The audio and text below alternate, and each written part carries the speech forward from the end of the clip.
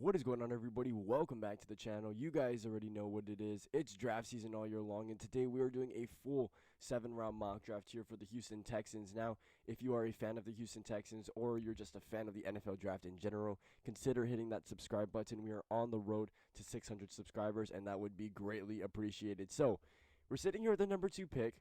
We're going to get a quarterback, and it's either going to be Bryce Young or CJ Stroud. And I'd feel comfortable taking either of those quarterbacks. I don't know about you guys, but I feel like it's 1A, 1B. I do have Bryce Young slightly getting the edge over CJ Stroud, but both of these guys, I mean, it's what you're looking for in a franchise quarterback. I understand that Bryce Young might be a little bit smaller than some people are comfortable with, but in terms of just putting the ball in the right spot, having the arm strength, having the ability to extend plays with their mobility, and just being smart with the football, these guys have it all. And so if these two guys are not the first two picks in either order, I'd be shocked. So we're going to start this draft here. We're going to get our choice of either of those guys. And we're going to get our pick, with whoever we want, because it looks like they've decided to go with an edge rusher and the best overall player in this year's draft, in my opinion. So that would certainly be a curveball if the Panthers did that. I highly doubt it. But, what's all right about that is that we're either going to get Stroud or Young anyway, so we just have our choice now.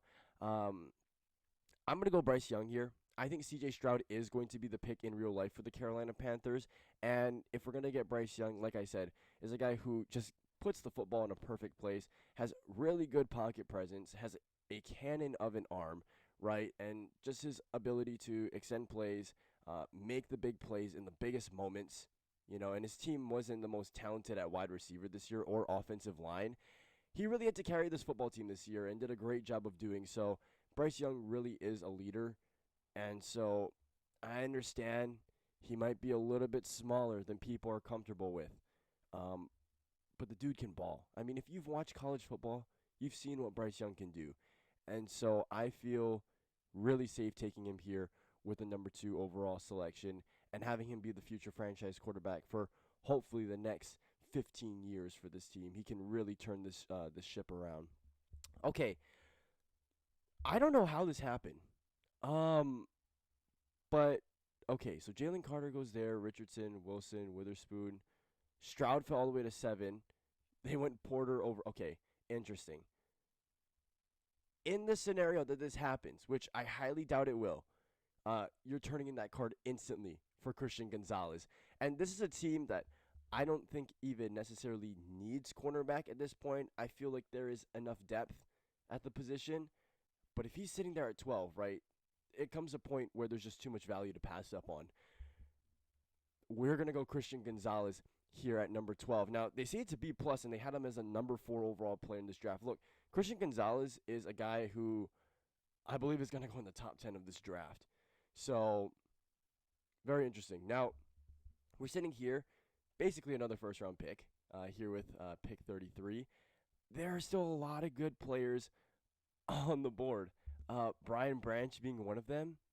Wow, very interesting. I mean, this might be a BPA draft. You guys don't know what BPA is. It's just drafting the best player available. Look, Christian Gonzalez should have never been there at 12. Brian Branch certainly shouldn't be here in, technically the second round.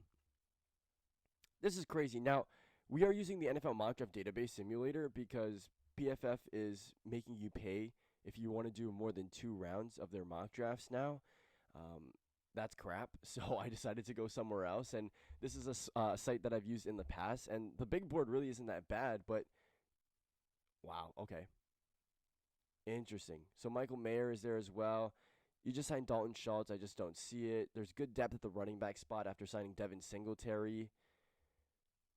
Very, very interesting. We could get younger, at the linebacker spot, but I think Kirksey, Harris, I think it'll be all right for now. Okay, what pick do we have after this? 65. So here's the thing. We can go out and get Brian Branch, and I feel like Jalen Petre is a really solid safety as well. So I don't know if we necessarily need the spot as well, but like I said, it comes to a point where like these players are just such good value for where you're picking. I don't think you can pass up on it. I'm going to go with Brian Branch right here. Look, the thing is with the NFL draft is it, it's all about perspective. I mean, some people feel like you should draft best player available. Others believe that you should draft for need.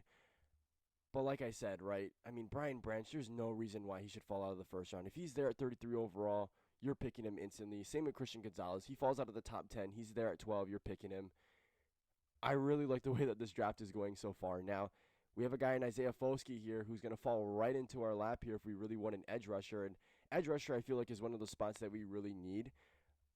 So we're definitely going to consider that. He's at the top of our board right now. After getting Shaq Mason, I don't feel like guard is as much of a necessity. Let's see. Still some really, really good players here. Jordan Battle is also someone I really like, but, you know. Okay. All right, so we are going to go ahead and take Isaiah Foskey here.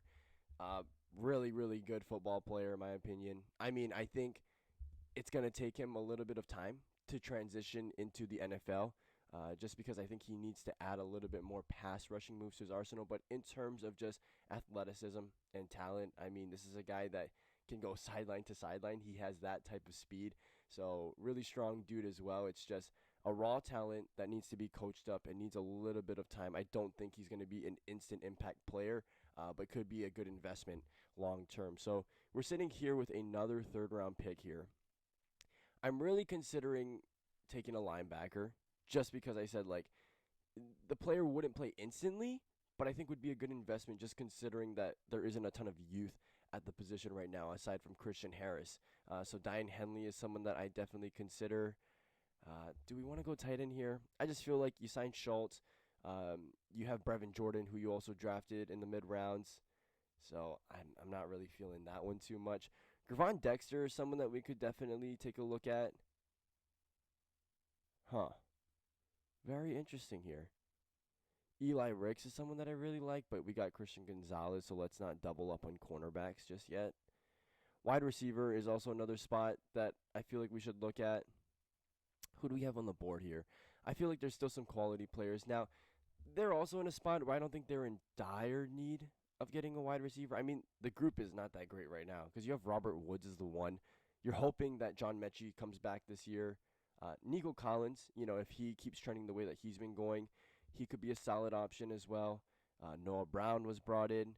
I just feel like the way that the board has been falling, it just hasn't really been in favor of taking a wide receiver. So we'll skip on that for now. There's still guys that I feel comfortable taking. Nathaniel Dell, Marvin Mims, Keyshawn Boutte, Parker Washington. I mean, I feel like those are all really, really solid options. I feel like Ronnie Bell could be a steal later on in the draft. So we will pass on that for now. What I am going to do is take Gervon Dexter here. I think we're going to work on improving this defensive line. So we got the edge. We got the interior guy. You also signed Sheldon Rankins this offseason. So I think there really needs to be an emphasis on making this D-line younger and just better because it is essential to the success of DeMeco Ryans' defenses as we've seen in San Francisco. So we're really working towards that. Gervon Dexter, I feel like, is going to be one of those solid day two picks that someone's going to get. He's definitely not good enough to go into the first round, but I think can be a really solid contributor years down the road, as a mid-round pick. So I really like the value that we're getting from him there. Noah Sewell would be an interesting one here because, as I mentioned, we're talking about getting some youth at that position, but I think I'm going to address wide receiver here because we're kind of in that range where the wide receivers are, and I don't really want to miss out on any of these guys. Who do we want to go with here? We could keep the Houston guy in Houston. We could definitely do that. But I've taken Nathaniel Dell in previous mock drafts. What I'm going to do here, I'm actually going to take Marvin Mims right here. I'm going to take Marvin Mims out of Oklahoma. They gave us an A+ for that. Look, I don't think the Texans are in a desperate need of getting a wide receiver. Like, they could definitely use one. But compared to drafts that we've seen in the past, this is not the strongest wide receiver group. And don't get me wrong, there's still a lot of good players, but we don't want to get one just because we need one. When we can get really quality players like Christian Gonzalez and Brian Branch at the spots that we're picking, I'm taking those guys any day over any of the potential wide receivers that were on the board at that point in time. So, okay, 161. We have a lot of late round picks here. So we're going to get a lot of quality depth players, rotational players, special teams players. What do we want to go ahead and do here? Let's see. So we draft a tackle. They're going to be a depth guy, right? You have Titus Howard. You have Laramie Tunsil. Laramie Tunsil just got a massive extension. As I mentioned before, oh wow, oh wow. Okay, actually, so what we're gonna do here is take Jarrett Patterson. I really like Jarrett Patterson. I have him as my third guard uh, in the overall rankings in this year's draft, and you know, Kenyon Green's not bad. You did invest a first round pick into him, but if he does start to struggle, I mean, I feel like this is a guy that could potentially take his spot. I mean, if things really go wrong, I really like Jarrett Patterson out of Notre Dame, and you know, what's a plus on top of that is Notre Dame typically does put out really, really good offensive linemen. So I feel comfortable with that pick, and his tape, I think, just assures you that he will be a pretty solid player. So I wouldn't mind that one here. Now, ooh, Trey Palmer as well. I know people really like Trey Palmer. He did run a really, really fast 40. I just don't feel like his 40 time matches his game tape. And I think a lot of his a lot of his moments came in spurs. You know, he wasn't all that consistent, which is why you're going to find him here in day 3. What do we want to go ahead and do here? We could certainly get ourselves a backup tackle as well. I really wouldn't mind that. I don't know, man. I really like guys like Ronnie Bell here. Bryce Ford Wheaton as well. Super athletic. Okay. So we did go ahead and get ourselves a wide receiver. Let's take a look. Like, what does this offseason look like so far? I believe that they've acquired 2 in free agency, 1 in the draft. Maybe we don't want to overhaul in the position, so we'll go with a backup tackle right here. Jackson Kirkland right there. Like I said, I wish every one of these picks could end up being starters and contributors day one. It just doesn't work like that. And, you know, getting good players at these spots, like at these depth spots, is good because you're paying them cheap in the late rounds, and you need to fill up these roster spots somehow. So I feel like these are really quality picks at this point in time. Let's see. So all of these suggested picks, I mean, we've taken these positions already, and it's not like we're not allowed to double down, but I'm not super in favor of it. I guess we have no choice. Like at this point, like you want to go BPA as well, right? Because if you're drafting for need down here, it's like, well, most likely these guys are not going to be starting. There's a chance, but it's unlikely. Let's just go with some guys that I like at this point. So we'll go with Bryce Ford Wheaton. I know I just said that I wouldn't go with another wide receiver, but he could be a good special teams contributor, you know? Okay. Let's see. Tight end as well. They're really suggesting a tight end here. I guess we could. You know, I'm not super high on it. Oh, Cameron Latu here.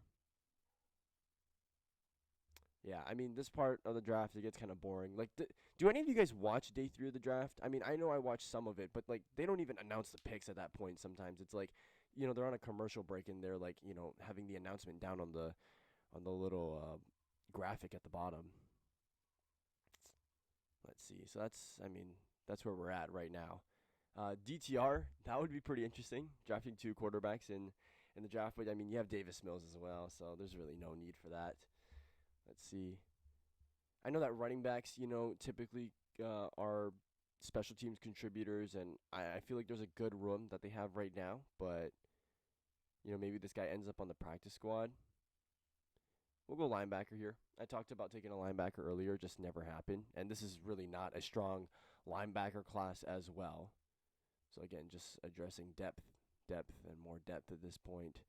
I really like Jake Moody, but I'm from Hawaii, so shout out to Kaimi Fairbairn, really solid kicker. Yeah, you know what? Let's go the edge rusher here. Thomas and Coom right here. So this is what our draft looks like here. I feel like this went really, really well. I really like the players that we got. I mean, it was a really quality draft. Starting off with Bryce Young, who was my number 1 quarterback in this year's draft. There's a real possibility that he will fall to this spot when the draft comes around, because it sounds like Carolina wants C.J. Stroud. So I really like the pick here, number 2 overall. You know, we choked the pick away, but we still got the guy we wanted. Christian Gonzalez would be an absolute miracle pick if he's there. But we saw what happened before. You know, it's possible that can happen. Because we saw that, you know, even though Carolina didn't take a quarterback, right, they could take Stroud there, and then maybe where did Stroud actually go? To the Raiders? right? It's possible that maybe Will Levis goes there. So, this scenario is not out of the realm of possibility. Brian Branch falls all the way into the second round. That would certainly be a weapon on the defensive side of the ball. I think D'Amico Ryans will go absolutely crazy if this happened in real life. Foskey and Dexter, we improve that defensive line. We get younger and I think more talented at the same time. So really quality picks here in the third round. Addressing that wide receiver position later on with Marvin Mims, I feel like this would be a solid day 2, day 3 guy as well. Jarrett Patterson, good depth player for the time being, considering what this roster looks like, but I think could succeed, over guys like Kenyon Green or could maybe be the heir to Shaq Mason at some time as well. And then right here is the depth of our draft right here, where these guys could potentially be contributors, but for the time being, will probably find themselves, on the bench or, maybe contributors as special teams guys as well. Guys like Bryce Ford Wheaton, Cameron Latu, Yasir Abdullah, all of these guys you could possibly see on special teams and be contributing in that way. So I really like the way that this draft went. Really long video here, really long draft, but I really enjoyed it. And if you guys enjoyed it too, consider hitting that subscribe button. Love doing these mock drafts. We're on the road to 600 subscribers. And until then, I'll see you guys all later. Peace.